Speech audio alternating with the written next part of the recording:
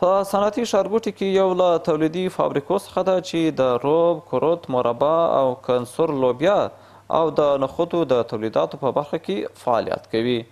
د دغه فابریکې مسؤل وایي چې د اسلامي امارت په جوړېدو او د پانګونې د زمینې په برابرولو سره د دغه فابریکې د تولید لړۍ بیا فعاله شوې ده. که از برج ثور یا برج 2 از سمت جلال آباد ولایت گرمسیر به دست میاد تا برج 7 که سمت غزنی و لوگر رومیدش ما با ظرفیت 100 تن در روز دریافت رومید داشتیم. الحمدلله کار میکردیم تمی 2 سال که زمین تولید مساعد شده و باز بعد از فصل که رومی بالاخره از داخل هرات و افغانستان جمع میشه به شکل اسیبتی یا نیمه آماده شده و نیمه پروسس شده از ایران میاد پروسس میشه.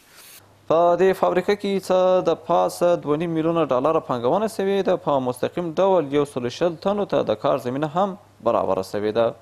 انشالله تقریبا ما 20 سال میشه با این کارخانه کار میکنیم.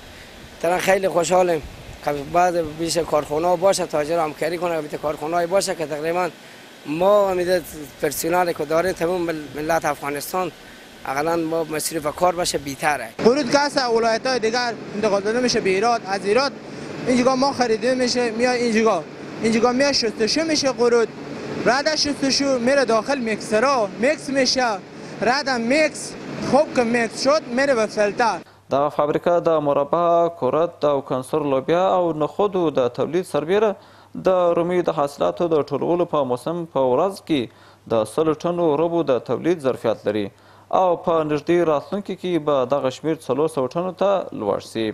تفت‌های فیزیک و شیمیک بر روی از اینا ما انجام میدیم که لحاظ پیچ از او، اسیدیتی از او، ویسکوسیتی از او، خود بریکس از او که تمام از اینا مطابق به استانداردهای ملی و بین المللی باشه. د یادونه وړ ده چې د دې فابریکې یو شمیر محصولات چې کورت، مربا او رب پکې شامل دي امریکا او اروپایي هیوادونو ته صادریږي.